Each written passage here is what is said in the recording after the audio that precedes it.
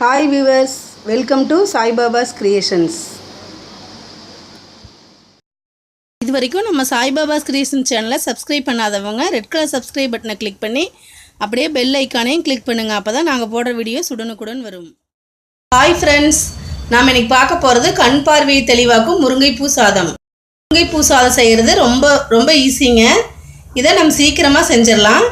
இது நம்ம உடம்புக்கு ரொம்ப நல்லது. முருங்கைப்பூ சாதம் ரொம்ப ஈஸியாக செஞ்சிடலாங்க. ரொம்ப டேஸ்ட்டாக இருக்கும். நீங்களும் இந்த மாதிரி செஞ்சு பாருங்கள்.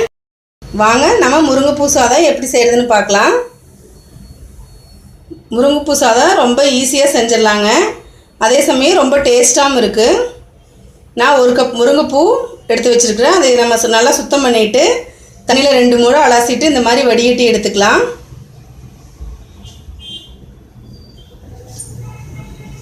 அடுப்பில் கடாய் வச்சுக்கலாம். தேவையான அளவு எண்ணெய் ஊற்றிக்கலாம். எண்ணெய் நல்லா சூடாகட்டும்.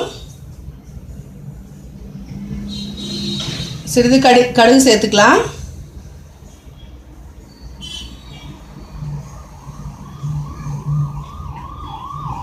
அதுக்கப்புறம் கடலைப்பருப்பு,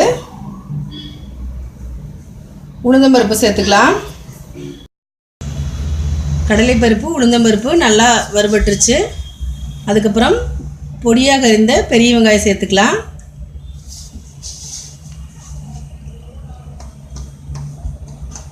அதுக்கப்புறம் நம்ம காரத்துக்கு தேவையான அளவு வரமிளகாய் சேர்த்திக்கலாம். நான் 2 வரமிளகாய் எடுத்துருக்கிறேன். அதுக்கப்புறம் கருவேப்பிலை, 4 பூண்டு பற்கள் நல்லா தட்டி எடுத்து வச்சுருக்கிறேன், அதையும் சேர்த்துக்கலாம். வெங்காயத்தோட பச்சை வாசனை போகிற அளவுக்கு நல்லா வதக்கி எடுத்துக்கலாம்.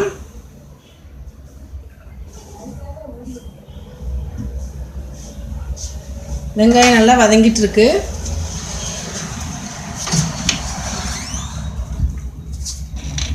அதுக்கப்புறம் பெருங்காயத்தூள் சேர்த்துக்கலாம். பெருங்காயத்தூள் முதல்லையே சேர்த்திட்டோம்னா கரிஞ்சிரும்.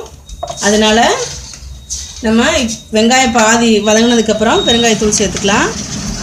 இப்போ வெங்காயம், பூண்டு, வரமிளகாய், பெருங்காயத்தூள்லாம் நல்லா வதங்கிட்டுருக்கு. வெங்காயம் நல்லா வதங்கினா தான் நம்ம முருங்கைப்பூ சாதத்துக்கு டேஸ்ட் நல்லா வரும்.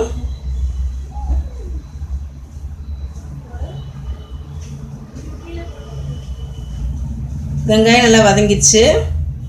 அதுக்கப்புறம் நம்ம வடித்து வச்சுருக்கிற முருங்கைப்பூவை அதில் சேர்த்துக்கலாம். ரொம்ப ஈஸிங்க. ஒரு 5 நிமிஷத்தில் இந்த நம்ம முருங்கைப்பூ சாதம் சீக்கிரமாக ரெடி ஆயிரும். அதே சமயம் நம்மளுக்கு நல்ல டேஸ்ட்டாக இருக்கும். முருங்கைப்பூவை நம்ம இந்த மாதிரி உடையாமல் மெதுவாக வதக்கி விட்டுக்கலாம். பூவோட ஈரத்தன்மை போகிற அளவுக்கு நல்லா வதக்கிக்கலாம். நல்லா வதங்கிருச்சு. அதுக்கப்புறம் தேவையான அளவு மஞ்சத்தூள் சேர்த்துக்கலாம். அடுத்து தேவையான அளவு உப்பு சேர்த்துக்கலாம். நான் இந்து உப்பு சேர்த்துருக்குறேன். இந்து உப்பு வந்து நம்மளோட உடம்புக்கு ரொம்ப நல்லது. நல்லா வதக்கி விட்டுக்கலாம். நம்ம முருங்கைப்பூக்கு தண்ணியெல்லாம் எதுவும் ஊற்ற போகிறதில்ல. சிம்மில் வச்சு மூடி போட்டு ஒரு 5 நிமிஷம் வேக வச்சோம்னா சீக்கிரமாக வெந்துடும்.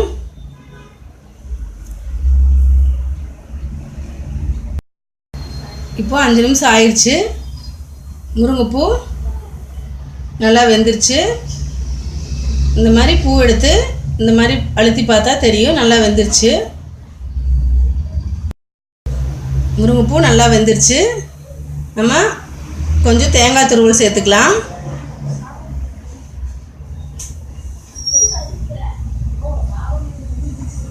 முருங்கைப்பூ தேங்காய் துருவல் எல்லாம் நல்லா வதக்கி எடுத்துக்கலாம்.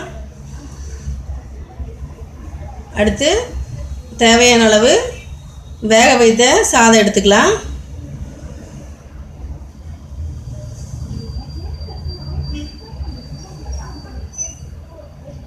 இந்த வதக்கி எடுத்தால் நம்மளோட முருங்கைப்பூ சாதம் சூப்பராக ரெடி ஆயிடுச்சு. அவ்வளோதாங்க.